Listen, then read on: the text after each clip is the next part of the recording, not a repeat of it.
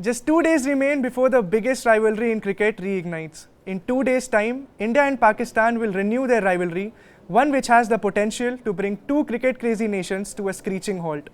It is a contest which has never been restricted to what happens within the boundary cushions. It is an encounter which has always been more than a match, a rivalry which brings tidal waves of emotions. Sentiments of more than a billion people rooting for their respective countries, waiting for a moment of magic and then indulging in lengthy celebration. It is a contest which never ceases to amaze.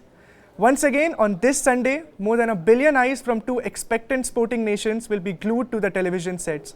As always, this India versus Pakistan clash will have several battles within the main one. And as the blockbuster tie at Dubai International Stadium draws closure, we take a look at some of the key battles surrounding this enthralling fixture that could decide the outcome of the epic clash on Sunday. Hello and welcome to News 9. I am Atishay Jain and alongside with me I have Nikhil Narayan, News 9 sports data analyst. So Nikhil, before we jump into the key battles which can decide the outcome of this game, you know, the expectations about this contest, the excitement about this contest is already on another level right now. I know you are pumped up and all excited about this contest. You have covered this India-Pakistan game from more than 1.5 decades now. Correct. You know, so how do you see this contest? Is it just a match like Virat Kohli said in his press conference, or is it more than it? No, it is not just a match for sure, Atishay. It is much more than a match. It is, the emotions, the drama, the sentiment, the history of the two nations, cricketing history, political history, everything comes together when India plays Pakistan. So it is much more than a match. It is like a festival in itself. It is almost like a national holiday, in India and Pakistan when India plays Pakistan. A lot rides on this match. In some quarters, this match is even more important than the World Cup final itself. Well, definitely, it's a contest which has always been about high voltage drama. So now let's dwell into the key battles. The first one, traditionally, India versus Pakistan has always been about India's batsmen and Pakistan's fast bowlers. But this time around, Pakistan has a batsman in Babar Azam who continues to be in a form and is scoring runs at a level which has never been seen before.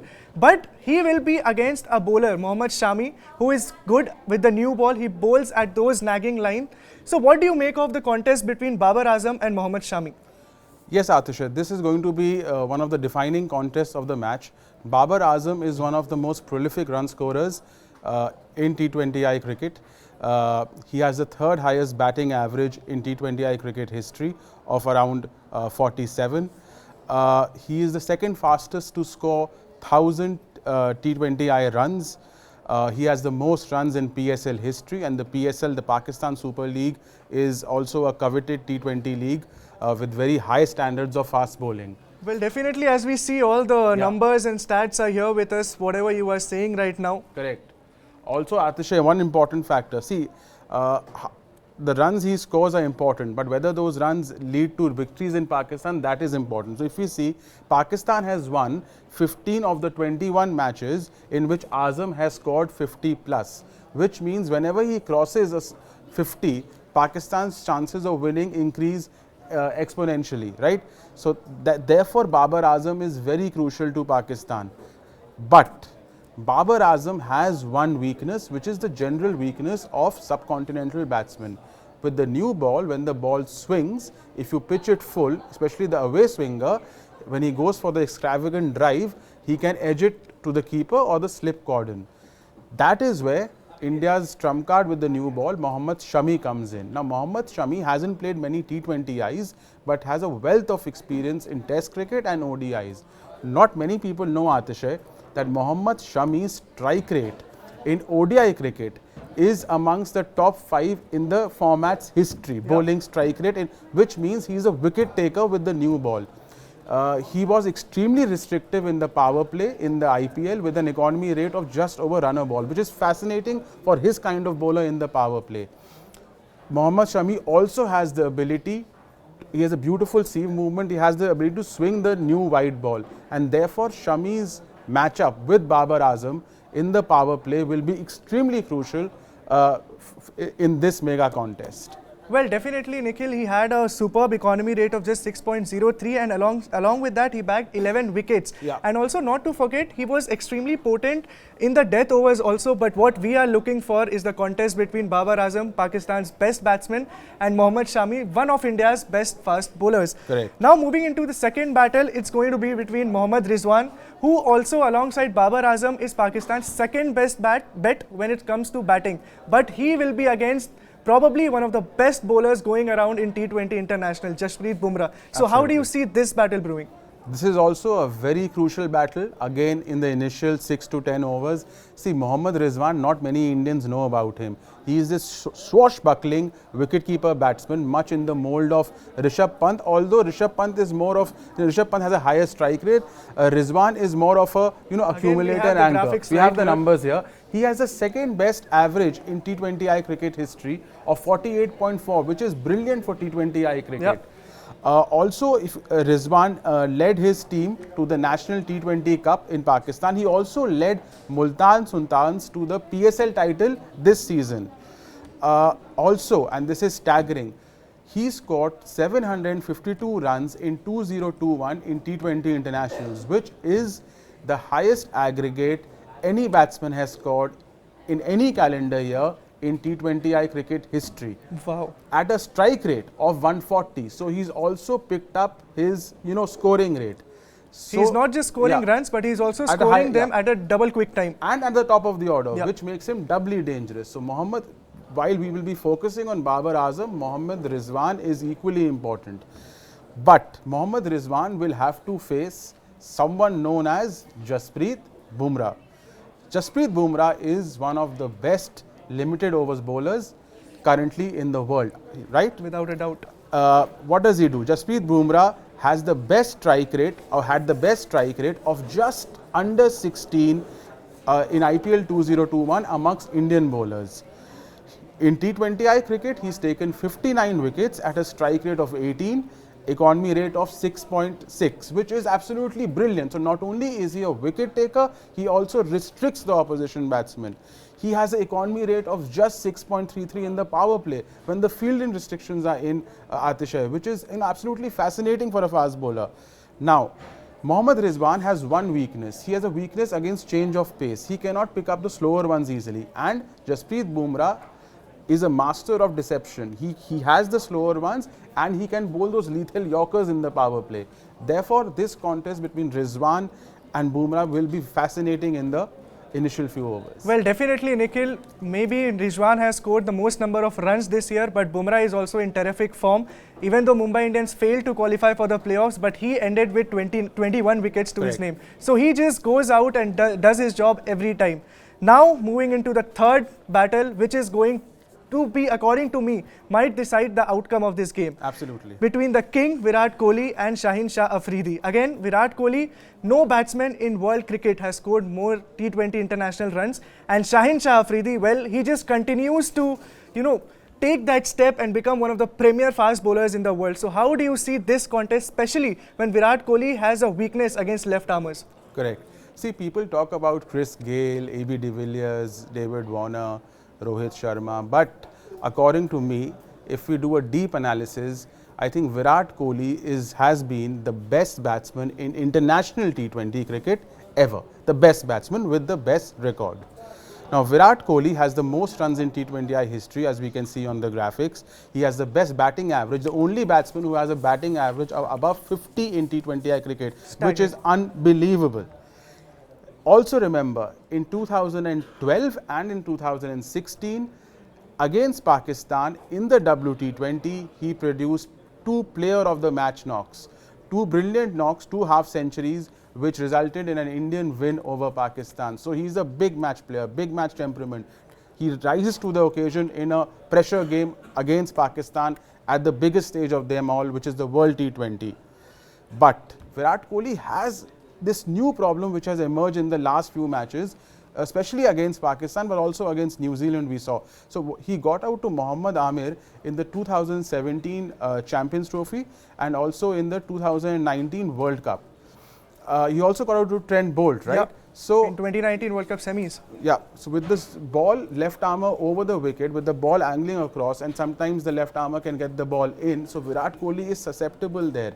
This is where a man called Shaheen Shah Afridi comes in. You know, these Afridis will always torment India. So Shaheen Shah Afridi has 130 T20 wickets, domestic plus international, in 96 matches at a brilliant bowling strike rate of 16.4, which means he picks a wicket every 16 deliveries in T20 cricket. That's an excellent strike rate. Also, he took 12 wickets in 6 matches for his team Khyber in the National T20 Cup. His height, which is somewhere around 6 feet 3, 6 feet 5, you never know, with these measurements of and the age of subcontinental batsmen, everything is, That is a debate for yeah, that's a another debate day. for another day. So his height, let's say around 6'3", at that angle, when he comes in to bowl over the wicket, he'll get extra bounce, he'll take the ball away. If he pitches it up, he'll get the ball into Kohli, and that can cause Kohli some problem.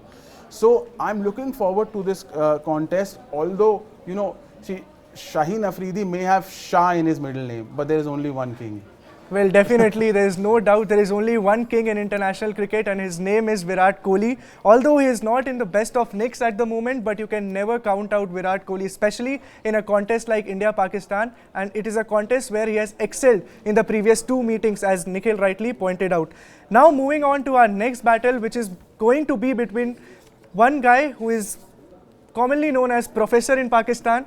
He just continues to play. He's still 41 years old, but he's still in the team, and his experience is going to come handy for Pakistan in this World Cup. But he is an all-rounder, but we too have a very interesting and very lethal all-rounder in Ravindra Jadeja. So how do you see Mohammad Hafiz, who by the way is an exceptional player of spin? Yes. He's a batsman who predominantly plays in subcontinent. Yes. So how do you see him pitting against someone like Ravindra Jadeja? Yeah, so it's Professor Hafiz versus Sir Jadeja. Sir Jadeja. So this is the contest. Now, before we get into this, I'd just like to quote a couple of stats. See, Pakistan has... We have his numbers right yeah, here, by the way. Pakistani batsmen Atishay have the best average against spin bowling in the UAE. Which is interesting. They also have the best average against spin bowling since 2018 anywhere in the world in T20I cricket. Also, Pakistan has not lost a match in the UAE since 2016, and a lot of that is also based not only on their bowling but also on their batting. Okay, so Mohammad Hafiz versus Ravindra Jadeja. This is going to be a battle of the middle overs. Hafiz is experienced. He's played many matches against India before across formats. But Ravindra Jadeja is a master restrictor in the middle overs. Now, what does Hafiz bring? Hafiz brings experience. He's the highest scorer in Pakistan's T20I cricket history. Since his comeback in 2020, he has scored 521 runs at an average of 37 and a strike rate of 143, which is absolutely brilliant. He's a fine player of spin, as Atishay mentioned. But Jadeja is one of the most economical bowlers for India, and in the IPL, he took 13 wickets at an economy rate of 7 in this season. His T20I economy rate of 6.26 in the middle overs since 2018 is one of the best, and he has a knack of picking crucial wickets at critical junctures in the middle overs. So what Jadeja will do is he's going to come in the middle overs, fire them, not give flight. He's going to bowl the faster ones, lower trajectory. He will not allow Hafiz to come down the track and go for the, open his arms and go over the bowler. So therefore, it's going to be, a really fascinating contest in the middle overs, Hafiz versus Jadeja. If Jadeja can control the flow of runs, Pakistan will find themselves behind in this match. Well, definitely, Nikhil, and this is one battle which is for sure we are going to have a look out for, especially because both Mohammad Hafiz, you spoke a lot about Mohammad Hafiz being the highest run scorer since coming back to cricket. He has scored a lot of runs, not the highest run scorer, but he has scored a lot of runs. Correct. But what he also brings to the table is his bowling. Absolutely. He has been extremely economical when it comes to bowling. He has an economy rate of just over 6, if I'm not wrong, bowling in UAE. Correct. And Ravindra Jadeja, he is going to play a key role for India when it comes to closing down the innings and scoring those quick runs at the death overs. And don't be surprised if Babar Azam brings in Mohammad Hafiz when Ravindra Jadeja comes into bat, because Ravindra Jadeja being the left-hander and Hafiz being the off-spinner. So it is once again going to be a very crucial battle. Yes. Now moving on to our last battle, it's going to be between Rishabh Pant and Hassan Ali. Why have we chosen this battle? Well, Rishabh Pant Pant is given the finisher's job this time around when MS Dhoni is not there, and Hardik Pandya is currently struggling for form, so a lot of onus is on Rishabh Pant to make sure he scores those quick runs and gives Indian innings the impetus moving into the second innings. But he'll be against Hassan Ali, again a champion bowler who knows how to vary his pace, and he's extremely lethal with those Yorkers. So how do you see this battle brewing up? Absolutely right, Atishay. So this is going to be the battle of the death overs. Rishabh Pant has a staggering strike rate of 204, 205 in the death overs in the IPL. Imagine, in the history of the IPL, he has a strike rate of 204 in the death overs. It's among the best of all time. It's amongst the likes of Kieron Pollard and Chris Gale and Andre Russell. So he's in that league. Okay, he's amongst the most destructive batsmen in the world, which is well established by his record. Also, interestingly, he has a strike rate of 154 against pacers in the IPL, and the quality of bowling in the IPL is high. But Hassan Ali is this master of Yorkers, also a master of reverse swing in the death overs, which is interesting.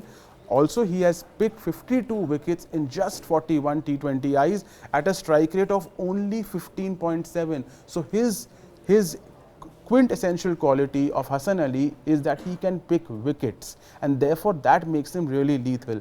If we remember, he took 3 for 19 in the Champions Trophy final against India, which we don't want to recall, but you know, those are the numbers. So yes, Hassan Ali versus Rishabh Pant is going to be a fascinating battle in the death overs. Well, definitely, Nikhil, it is going to be one of the most intriguing battles going into this high-octane clash. Now, we have spoken about the 5 key battles which might decide the outcome of the upcoming clash between India and Pakistan. But Nikhil, here we didn't speak about Rohit Sharma, who is going to open the innings for Team India. The another battle which I am looking forward to is between Rohit Sharma and leg spinner Shadab Khan. Predominantly because how Rohit Sharma has struggled against leg spin over the past 4 or 5 years now. So how do you think whether he'll be able to cope up against the leg spin quality of Shadab Khan in the upcoming contest? It's going to be interesting because I think Pakistan will open with Shadab Khan. They will let Shadab Khan bowl in the power play, use him as a wicket taker. Rohit Sharma initially likes to, bide his time. He doesn't go all out, and therefore I think he will, look to play out, take 6 or 7 runs in an over. Shadab Khan, not necessarily go down the ground and try and heave him out of the park. He might use a sweep shot against Shadab Khan, but initially I think he'll be more circumspect against Shadab Khan in the power play.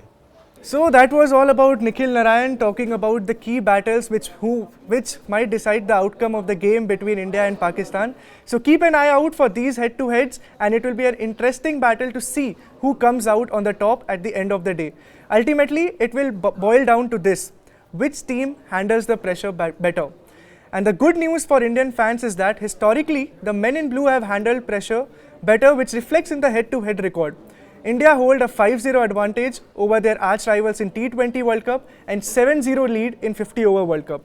So India will have the psychological edge going into the contest. Having said that, both history and form book will go out of the window when India meet Pakistan in their campaign opener on Sunday. A tie which both teams would want to win desperately.